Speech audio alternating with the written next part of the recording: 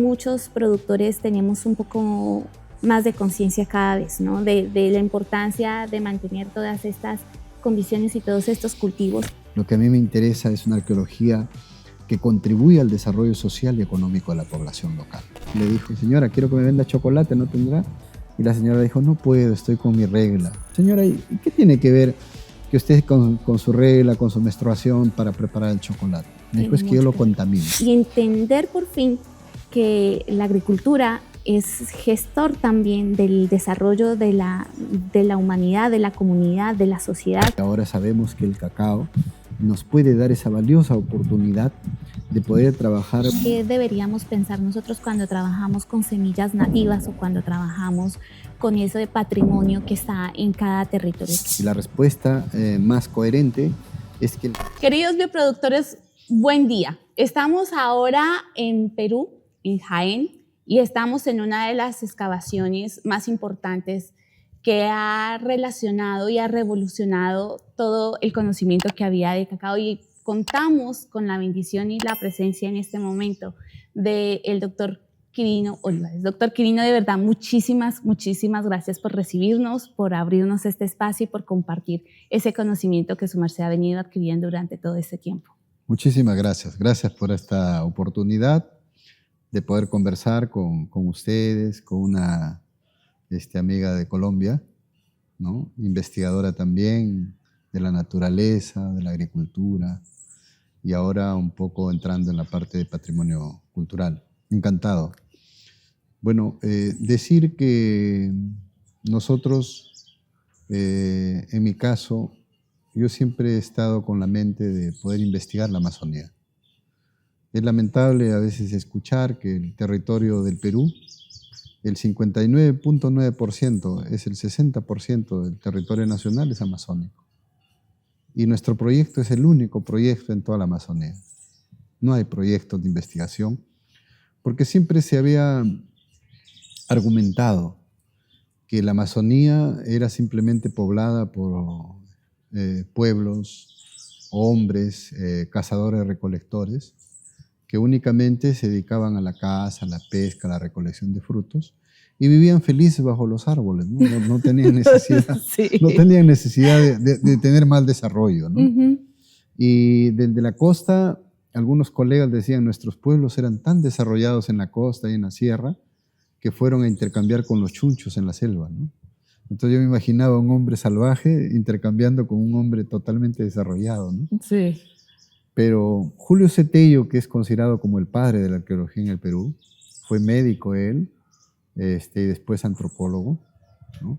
Él siempre al examinar el templo de Chavín de Huántar, todas las especies representadas ahí, por ejemplo el jaguar, el caimán, el águila arpía, la serpiente, la presencia de la yuca, ¿no? en una de las litoesculturas, él sostiene la hipótesis hace más de 100 años ya, que el origen de la civilización andina se encontraba en la Amazonía. Y nuevamente los incrédulos decían, pero ¿cómo va a ser posible en la Amazonía? Sí, ¿Y dónde está la arquitectura monumental? La arquitectura monumental siempre ha sido el carácter indispensable para muchos de que pueda ser el signo de desarrollo cultural, ¿no?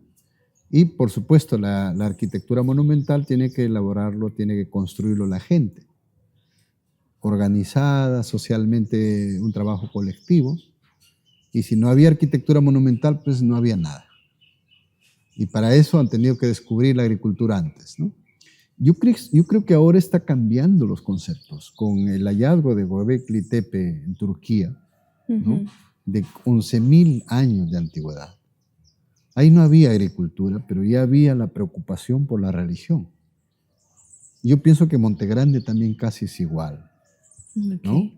Que ya había la preocupación por la religión, por el cosmos, por de dónde viene el hombre. Pero sin duda también ellos ya habían avanzado una serie de domesticación de plantas, ¿no? La yuca, por ejemplo, ha sido fundamental para las culturas de la Amazonía. Donald Lathrop, un norteamericano, hace una mención extraordinaria de la presencia de la yuca y de alguna manera puede ser comparable con que la papa en el mundo andino jugó un rol importante Sí, y la yuca en la Amazonía, ¿no? Para hablar de tubérculos. sí. Y el maíz sí ha estado en todas partes. Ha estado aquí, ha estado allá. Y ahora nosotros nos ha bendecido el universo al encontrar evidencias de Teobroma cacao de 5.300 años en estas investigaciones. Nosotros estamos acá ya desde el año 2010. Este año cumplimos 14 años de investigaciones, no continuas, son por temporadas cada año hasta conseguir fondos, pero estamos en ese proceso.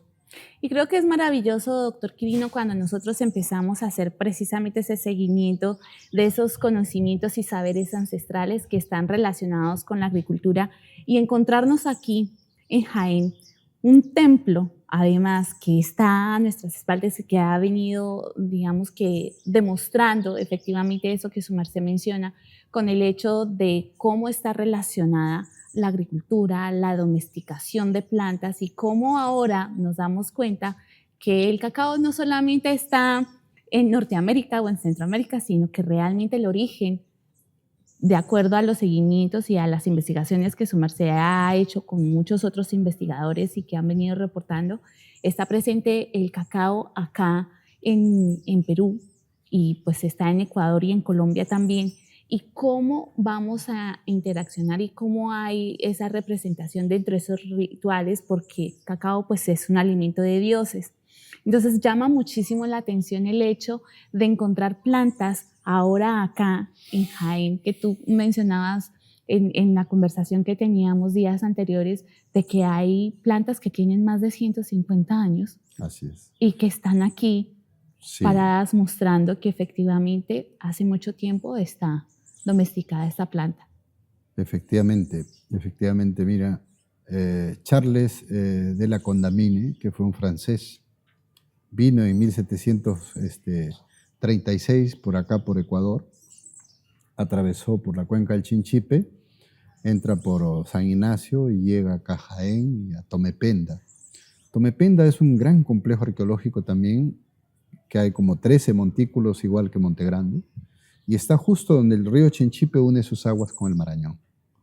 Entonces la Condamine se queda ahí, en 1736, ¿no? Y habla del cacao.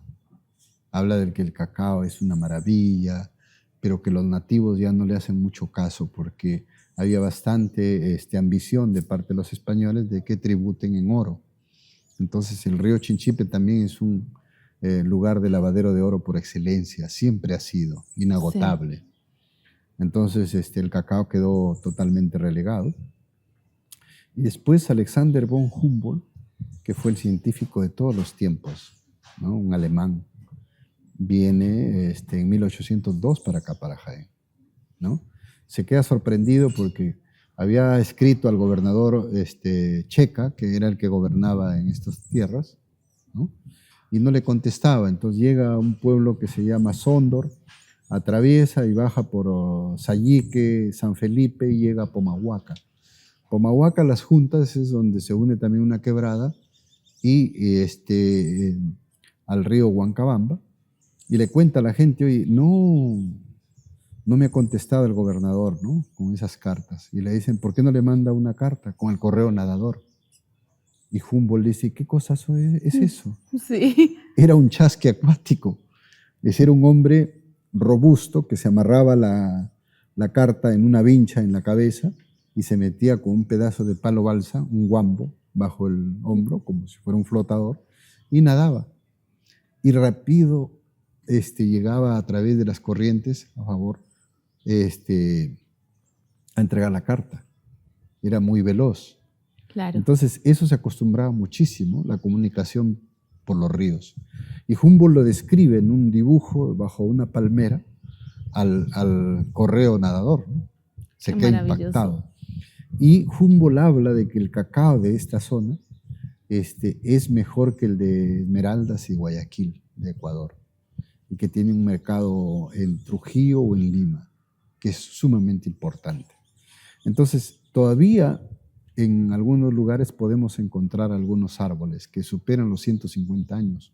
Son enormes troncos que los agricultores los han guardado más que por una productividad, los han guardado como herencia, como recuerdo, porque cuando estaba en el lecho moribundo, el padre, el dueño de la finca, agarró la mano del hijo y le dijo, por favor, nunca vendas esta tierra, ¿no? Y solamente por eso, porque la producción es mínima, pero creo que estamos frente a una de las joyas del cacao, que podríamos vincularlo a una productividad de un cacao propio de acá de Monte Grande. Nosotros nos estamos reuniendo con los que tienen plantas antiguas, árboles antiguos de cacao, para seleccionarlos aparte, porque estos tienen la más cercanía genética con los cacaos arqueológicos. Así es. Entonces deberíamos promover una producción ya de un chocolate elaborado en base de ese cacao ancestral, ¿no? Que todavía se cosecha en base a la luna, que todavía se poda, que todavía se mira al cielo y se hace un ritual en cuanto a la ceremonia para que el cacao produzca sus mejores frutos, ¿no? Sí, creo que perdimos esa conexión espiritual con la tierra y con el cosmos, y muchas veces pensamos que simplemente no tiene sentido, pero el hecho de que no entendamos cómo funciona, lo que nos permite saber también es que hay una razón de ser. Hay personas que estuvieron mucho antes de nosotros y entendían, con esa infinita conexión que tenían con la naturaleza, entender esos ritmos que tiene la vida y cómo hacer que esas plantas, que de repente no parezcan tan productivas, tengan una producción importante y finalmente sean alimento de dioses, como lo es el cacao. Doc, y en este caso, nosotros como productores agrícolas ahora, ¿qué podríamos, digamos, cuál sería una razón importante o qué deberíamos pensar nosotros cuando trabajamos con semillas nativas o cuando trabajamos con eso de patrimonio que está en cada territorio? ¿Qué deberíamos pensar? Porque lo que vemos últimamente es que hay mucho híbrido, ¿verdad? Que busca la mejor presentación, que busca la mayor productividad, pero que va perdiendo esa esencia precisamente de ese alimento ancestral, ¿no? Y que ya no tiene la nutrición, ya no se cataloga como un alimento, sino como algo que genera y que contiene alimentos, pero que son vacíos. Claro. Sí, me parece importante la pregunta. Nosotros, al haber encontrado evidencia de Teobroma cacao en Monte Grande, creo que nos da una plataforma muy importante para la gente. Por lo menos la arqueología que yo vengo desarrollando ya hace 14 años no es una arqueología de encontrar algo bonito o ponerlo en una vitrina. Lo que a mí me interesa es una arqueología que contribuye al desarrollo social y económico de la población local. Y en ese sentido, nosotros con Monte Grande y las evidencias de Teobroma cacao tenemos un sustento para la identidad, para decir, es aquí donde estuvo la cuna del cacao, y si no es la cuna, por lo menos hace 5.300 años era utilizado el cacao. Y convertir a Monte Grande en un centro de peregrinaje religioso. Acá han venido muchos extranjeros, por ejemplo, 11 suizos del Museo de Ginebra, alemanes, japoneses, hasta norteamericanos y de la India, y todos han caminado descalzos por el templo. Y hemos bebido un chocolate a base de este cacao puro, porque nosotros nos estamos haciendo otra pregunta de investigación. ¿Por qué el cacao está en los templos ceremoniales? Y la respuesta más coherente es que el cacao, mezclado con otra especie botánica o con algún caracol que estamos por descubrir, activaba un neurotransmisor en el cerebro que era más potente que la ayahuasca y que el San Pedro, dos alucinógenos que se han utilizado en la época precolombina muy seguido, ¿no? en las ceremonias. De ser así, de que el cacao active ese neurotransmisor en el cerebro, nos conllevaría incluso a sustentar mejor, para que el turista que viene acá a Monte Grande pueda visitar las parcelas agrícolas y tener un precio justo, compartir con la gente. Nosotros no quisiéramos que Monte Grande se convierta en un turismo masivo donde venga muchísima gente, no. Nosotros quisiéramos tener un segmento de gente que con cuestiones espirituales y religiosas viene a sanarse con el cacao, viene a experimentar con el cacao y viene a tratar de reencontrarse con su pasado, con la parte espiritual, al frente de uno de los templos donde se consumió y se utilizó el cacao. Entonces, más o menos yo creo que si logramos que los agricultores que siempre han estado casi sin esperanza, siempre han estado cultivando y se han llevado unas migajas y unos centavos de lo poco que han trabajado tanto, han llevado casi nada, y el que se lleva es el intermediario porque lleva la materia prima, lleva las almendras de cacao y los vende muy caro, y el agricultor sigue siendo pobre y sigue pensando que esa joya que tiene en sus parcelas no sirve más que para un recuerdo familiar. Entonces, creo que eso podríamos hablar de un chocolate, una barra que valga $200, $300 producida de eso, o $500, no importa. Total, nosotros lo producimos, acá estuvo el cacao hace 5.300 años, y si la gente no quiere experimentar eso, que vaya a otro lado. Sí. No, lo necesitamos acá, y necesitamos que el agricultor se beneficie directamente. Yo sueño algún día con tener a un chef importante, con hacer una degustación, y con nuestros campesinos y campesinas, mujeres que también cultivan el cacao. Las mujeres producen el cacao. La mujer está vinculada con el cacao. Y probablemente la tumba del personaje de la más alta jerarquía religiosa que tenemos en el centro de la espiral de Monte Grande sea una mujer que está con las evidencias del Teobroma cacao. Sí. Y además está sosteniendo el espiral, que es como si estuviera sosteniendo el cosmos, la vida, el axis mundi, el eje del mundo. Monte Grande es maravilloso, pero con la presencia del cacao se ha vuelto mucho más importante y mucho más sostenible. Porque una investigación arqueológica puede tener un pico, sube como una gran novedad y después va bajando y se queda en el olvido. En cambio, creo que con el cacao vamos a mantenernos siempre en el universo, en el comercio, la gente. Nosotros no aspiramos a vender cacao por toneladas, aspiramos a vender cacao, de repente algunas barras, de repente a vender experiencias, claro, ¿no? Ancestrales, de que la gente venga acá y jamás nos olvide. Claro. Creo que eso que menciona doctor Quirino es esa conexión espiritual que estamos buscando y que muchos productores tenemos un poco más de conciencia cada vez, ¿no? De la importancia de mantener todas estas condiciones y todos estos cultivos y cuáles son los beneficios, y entender por fin que la agricultura es gestor también del desarrollo de la humanidad, de la comunidad, de la sociedad como tal. Y también devolver lo que su merced decía hace un momento, ese centro, ese lugar para las mujeres que siempre han estado ahí, pero que no son visibles, ¿no? El hecho, por ejemplo, de que cuando habían transiciones de lugares, las mujeres éramos, en nuestro cabello cargábamos las semillas cuando no podíamos llevarlas de simple, sino que traficábamos con semillas, claro, para guardar el alimento para nuestras familias y poder proteger precisamente todas esas prácticas y todos esos cultivos, el conocimiento de las plantas, de para qué sirve cada planta, cómo nos llena, cómo nos mejora, cómo nos sana, cómo nos alegra, o cómo permite que haya una conexión con la parte espiritual mayor de lo que logramos hacer porque hemos perdido toda sensibilidad.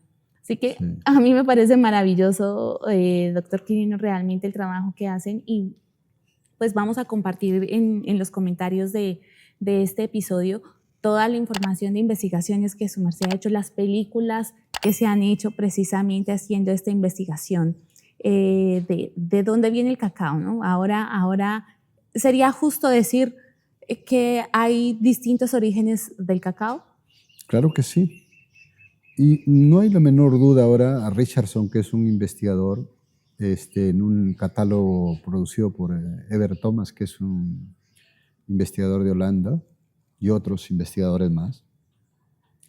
Ellos ahí proponen que el cacao como especie botánica estuvo en la Amazonía hace 10 millones de años. 10 millones de años.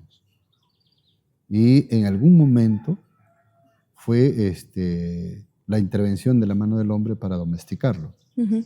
Probablemente seleccionaron las mejores mazorcas, los mejores frutos del cacao silvestre, los llevaron a sus campamentos, vieron que fue creciendo y fue la mujer la que comienza a sembrarlo, a cultivarlo. No hay duda de eso. ¿no? La mujer siempre está vinculada a la agricultura, a la madre tierra. Entonces, ha podido darse en Colombia, ha podido darse en Venezuela, en Ecuador, en los llanos de Mojos en Bolivia o en el Perú. En realidad casi eso no importa. Lo que importa es que nosotros siempre habíamos creído, ¿no? Me incluyo también, de que el cacao era originario de Mesoamérica, de México. Sí, sí. Que los olmecas fueron los que lo domesticaron, porque el cacao, cuando llega Montezuma a entrevistarse con Cortés, le da una bebida a base de cacao. Montezuma, al tomarlo, amargaba, quiere escupirlo, pero está delante del rey. Entonces tiene que tragárselo.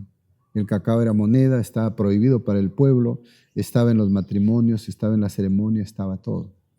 Ya antes Colón lo había encontrado el cacao en República Dominicana y todo eso. Pero todos estamos contentos y tranquilos de que México se vendía como el gestor del cacao y así se ha puesto. Yo tengo investigadores acá en el Perú que dicen el cacao sigue siendo mexicano, ¿no? Pero en realidad no se trata de discutir de dónde es. Ya los propios investigadores mexicanos están de acuerdo de que el cacao procede de la Amazonía. Así es. Y hay un tema que nosotros también estamos incluyendo en las investigaciones, es que el cacao parece que llega hasta la cultura moche, que es 600 después de Cristo o 1000 después de Cristo. Los incas ya no mencionan mucho el tema del cacao, a diferencia de los mexicas o Montezuma cuando se entrevista. Atahualpa nunca le ofreció ninguna bebida. Los incas en las crónicas no hay ningún escrito, a diferencia que en México. Sí, los cronistas dicen una bebida o 2 tazas de esta bebida de cacao, ¿no? Puede hacer que un soldado pelee todo el día sin comer, ¿no? Pero acá no mencionan eso, no mencionan en el Inca, no mencionan en las culturas tardías. Parece que el cacao pierde la vigencia, la importancia en algún momento determinado, pero en la cultura moche sí está presente. Los moches se desarrollan del siglo I a.C. hasta 600, 800 después de Cristo, en la costa del Perú, en 550 kilómetros a lo largo de toda la costa, y probablemente están en permanente contacto con esta zona porque hay mazorcas de cacao en oro y ese oro es procedente del lavadero del río Chinchipe. Así es. Entonces hay una interrelación, hay mazorcas de cacao en conchas espóndilos, hechas en 2 tapas, que vienen desde el Golfo de Guayaquil. El cacao ha jugado un rol sumamente importante para estar representado en piedra, en cerámica, en oro y en conchas espóndilos, que hasta ahora los estamos encontrando. Entonces creo que nos falta todavía ahí investigar por qué y lo más importante, creo yo, es que ahora sabemos que el cacao nos puede dar esa valiosa oportunidad de poder trabajar una agricultura orgánica, una agricultura mística, una agricultura que pueda servir para el turismo, ¿no? Ese turismo místico también, Sí. que esto no se convierte en una payasada, o sea, en una cuestión de que, mira, hay que hacer una ceremonia, tocar cosas, inventar cosas. Yo pienso que nosotros tenemos que ser auténticos y tenemos que ofrecer experiencias novedosas basadas en la investigación científica. Sí, y creo que desde el punto de vista, doctor Quiriño, en uno de los artículos de los cuales su merced es autor, es precisamente darnos cuenta de que esto tiene sustancia científica, ¿no? No es algo que se ha inventado, no es algo que solamente está basado en la arqueología, sino en todas esas vasijas o en todas estas herramientas que ustedes han encontrado, en todas estas cerámicas de arcilla que ustedes han encontrado, cómo han venido catalogando la condición de que existían distintas plantas, pero hay una condición específica que garantiza que efectivamente el cacao está presente en ellos y que definitivamente esta es una de las cunas del cacao como tal y fue la razón por la cual mucha de la cultura se movió alrededor del cacao.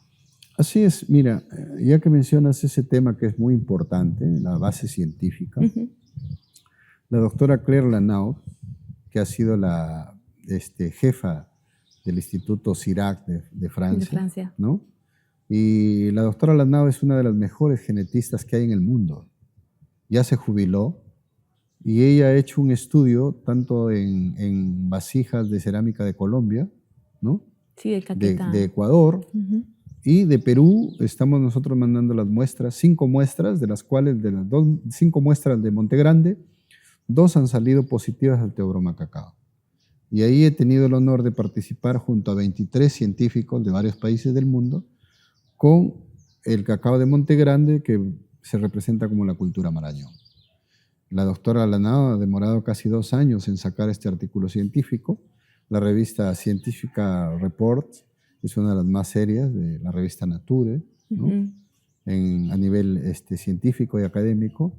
Entonces ya no estamos hablando de cualquier cosa que se me ocurrió encontrar algo, ¿no? Sí. Sí.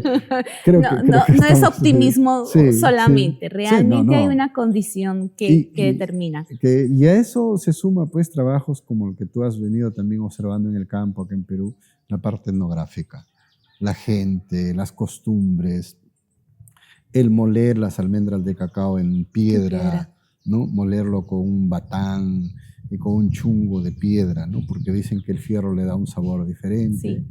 Sí. Estábamos en el campo el otro día con un ingeniero que vino a visitarme de Lima. Me dice, acá hay buen chocolate, yo quiero llevar uno, ¿no? Y estábamos en el campo. Entonces se acercó a una señora y le dijo, señora, quiero que me venda chocolate, ¿no tendrá? Tenía sus fincas ella. Y la señora dijo, no puedo, estoy con mi regla. Okay. Entonces el tiempo se va conmigo y me dice, oye, ¿quién quiere saber sus intimidades de esta señora? Tiene todo el sentido. Yo lo que quiero es que me venda chocolate. Entonces, a mí me pareció un dato sumamente importante, y para no hacer quedar mal ni al ingeniero ni a la señora, esperé que se calme un poco unos minutos y fui donde la señora y sonriendo le digo, señora, ¿y qué tiene que ver que usted con su regla, con su menstruación para preparar el chocolate? Me dijo, es que yo lo contamino. Y me dio una cátedra la mujer ahí al costado de su batán donde molía el cacao, ¿no? Me dio una cátedra del sol, de la luna, las estrellas, el cacao, las flores, las raíces, las hojas. ¡Qué tremendo conocimiento, Paula! ¿No? Sí. De verdad que es un conocimiento para que te pegues pegado. Y ahí que te quedes pegado toda la mañana. Y el ingeniero me hacía señas de que nos vayamos. Encima no me quiere vender el chocolate y tú te quedas con esta mujer hablando todo el día, ¿no?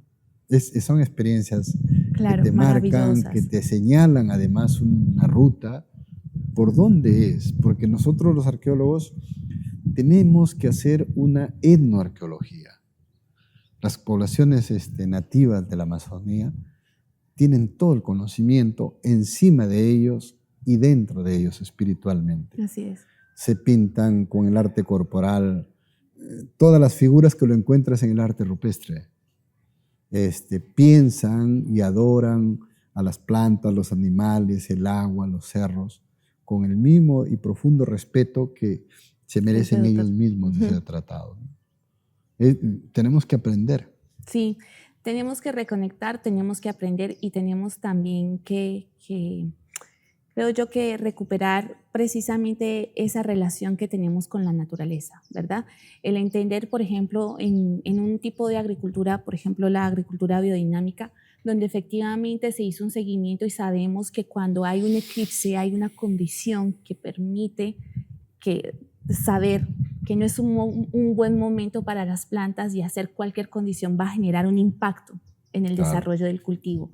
Entender que cuando una mujer tiene la regla, precisamente toda esa energía que está ahí influye en la planta, influye en el fruto e influye en cómo se comporta ese alimento finalmente. El hecho de, en Colombia, un productor que está ahí con su finca y alguien que llega externo y va a coger una fruta, un manotazo porque, molesta, claro, porque el asunto es mi árbol, me conoce a mí, yo tomo la fruta y te la doy, o si no, yo pido permiso antes de saber si puedo tocar la planta o si puedo yo tomar la fruta, que es cosas que vamos perdiendo por el camino, que no entendemos la razón, que pensamos que es puro misticismo y esta tontera que no, tiene una razón de ser. Y cuando cuando brindamos ese tributo y somos responsables precisamente de mantenerlo y de recuperarlo como lo hace usted, doctor Quirino, que yo de verdad estoy sumamente agradecida por este tiempo que nos ha regalado, el conocimiento y sobre todo por lo que hace con este gran trabajo. Es increíble ver, estar en un templo, que estamos aquí y que definitivamente cómo impacta esa cultura, cómo ha hecho alarde de la agricultura y cómo está relacionada. Y por eso creo que la motivación de muchos productores ahora es precisamente convertirnos en guardianes de semillas, en preservar esa condición natural, en trabajar en esa ventaja y en esa bendición que tenemos cada vez que vemos la naturaleza crecer. Sí, es importantísimo eso. La verdad que nos está ganando la batalla las tecnologías, los celulares y todas esas cosas, pero nosotros quisiéramos que en los niños se siembre todavía esa esperanza, ¿no? Esa parte natural y el respeto profundo. Nosotros acá, cuando empezamos las excavaciones en Monte Grande en el año 2010, en mayo, tuvimos que hacer un pago a la tierra, un pedir permiso. Sí. Yo he traído colegas acá que he querido que me ayuden. Eso es una pérdida de tiempo, no me parece. Yo nunca he entrado a excavar acá sin pedir permiso. Cada día doy permiso, pido permiso. Brindamos con la Madre Tierra, pedimos permiso al templo.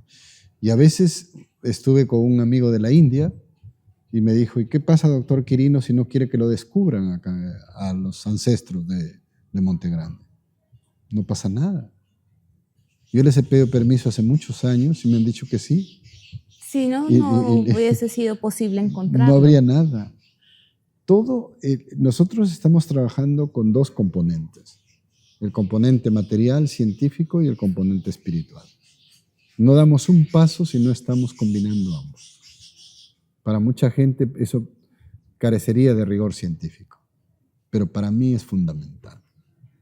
La gente que trabaja conmigo también todos los días tiene que estar con una hora limpia, tiene que estar en paz con su familia, con la gente. Acá, por ejemplo, entran los perros y nos hacen daño. Entonces alguien dijo por ahí, vamos poniendo veneno, ¿no? Que no podemos poner veneno, porque podemos cargar con la muerte de algo. Tratemos de buscar, han roto hasta un panel, pero ¿qué podemos hacer? Entonces encontramos serpientes y uno de mis trabajadores nuevos, traiga un machete para matar a esta serpiente. Si tú matas a esa serpiente, al otro día estás despedido. El doctor Quirino te corre, pero si es una serpiente. Sí, le digo, todos los animales tienen acá espacio. Este es como un lugar, una colpa de la Amazonía, donde todos los animales están protegidos. No, y además de eso, es su espacio. Nosotros somos quienes hemos venido corriendo esa frontera agrícola, expandiendo, y en esa búsqueda irremediable de alta productividad y altísima producción estamos perdiendo el norte. Y no entendemos que esa dinámica de vida que incluye insectos, animales, aves, todos, y nosotros como otros animales debemos ser actores y no creernos dueños, porque no lo somos. No lo somos. Acá viven iguanas, se han reproducido las iguanas, y en Bagua, cuando estuve excavando en un sitio que se llama Casual, a 2,70 metros de profundidad, encontramos una capa de ceniza, y a 2,70 metros, 2 serpientes, corales, no tan grandes, pero eran las guardianas del mural, que era una quincha pintada justamente de los mismos colores, rojo, blanco y negro de las serpientes. De las serpientes. Entonces le dije a los obreros, déjalo, esas son las guardianas, 2,70 metros abajo. Acá encontramos y respetamos. Las mariposas nos avisan. En el centro de la espiral viven 2 mariposas, una negra y una ploma, y vuelan, y se posan, y están ahí.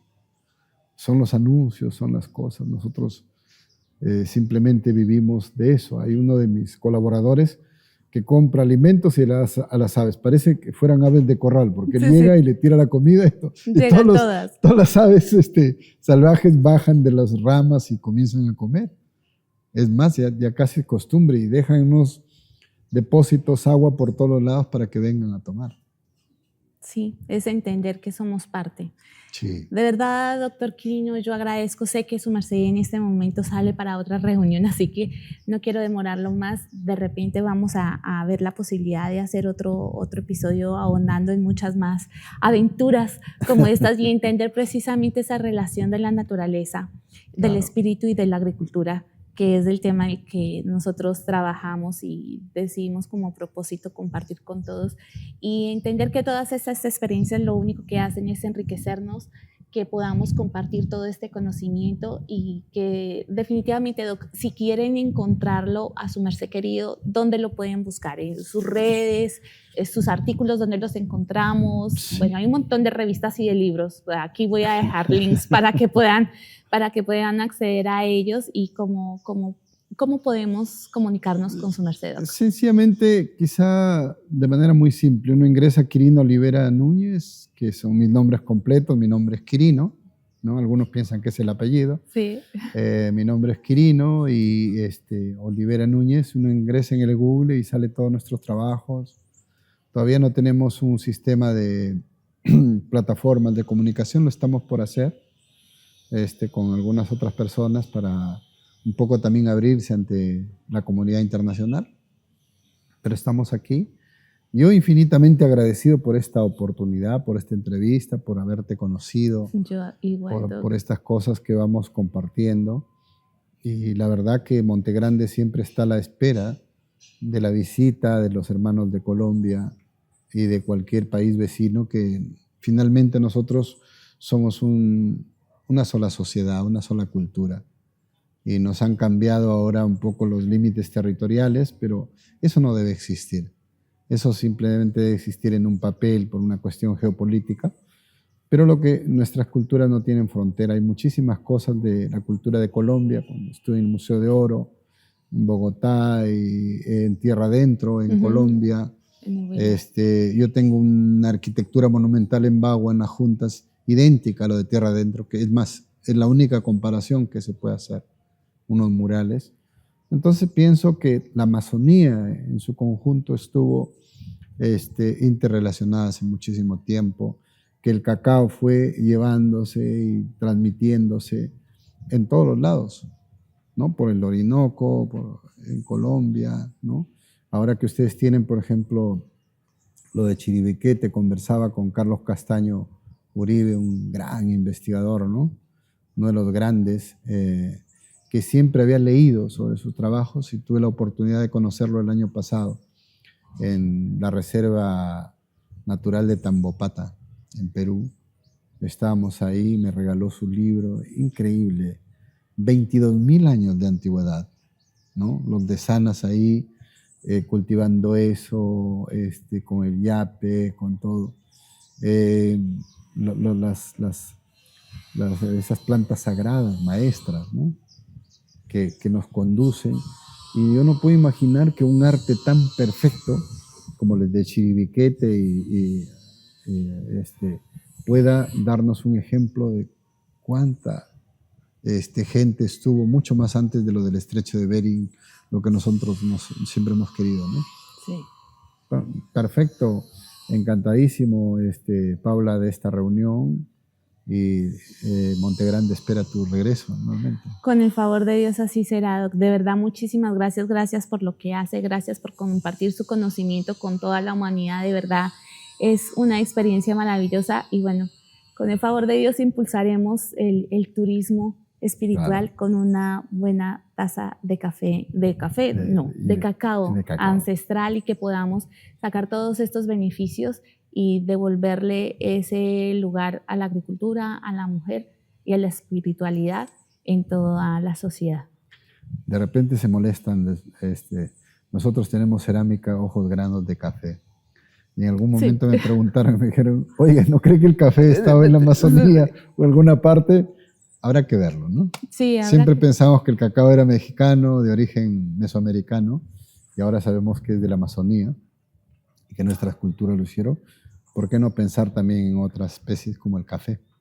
Quizá, no se sabe, pero en realidad lo más importante es lo que ustedes hacen, ¿no? Esa agricultura, revalorando el pasado, y que finalmente esa agricultura es el alimento de la sociedad, de las personas. Y ese alimento de las personas es la garantía de poder garantizar a la especie humana. Si todos vamos a estar consumiendo con pesticidas, con cosas que nos van matando, poco a poco vamos a tener una sociedad enferma y finalmente una sociedad extinguida. Así es. Muchas gracias. Gracias, doctor. De verdad, 1.000.000 de gracias. Gracias. Y queridos míos, como se dan cuenta, estas aventuras, estas causalidades que tiene la vida nos trajeron por una casualidad a conocer al doctor Quirino y nos encontramos con esta joya y quisimos compartirla con todos ustedes. Por favor, déjenos 5 estrellas para que esta información llegue a más productores agrícolas o a quien toque e interese. Así que muchas gracias por estar aquí, suscríbanse y les dejamos toda la información del doctor Quirino en los comentarios de este nuevo episodio. Nos vemos en el siguiente episodio. Bye. Agrobiota Podcast. Un podcast que construye una comunidad que explora el universo agrícola desde microorganismos y sabores ancestrales hasta estrategias de negocios sostenibles.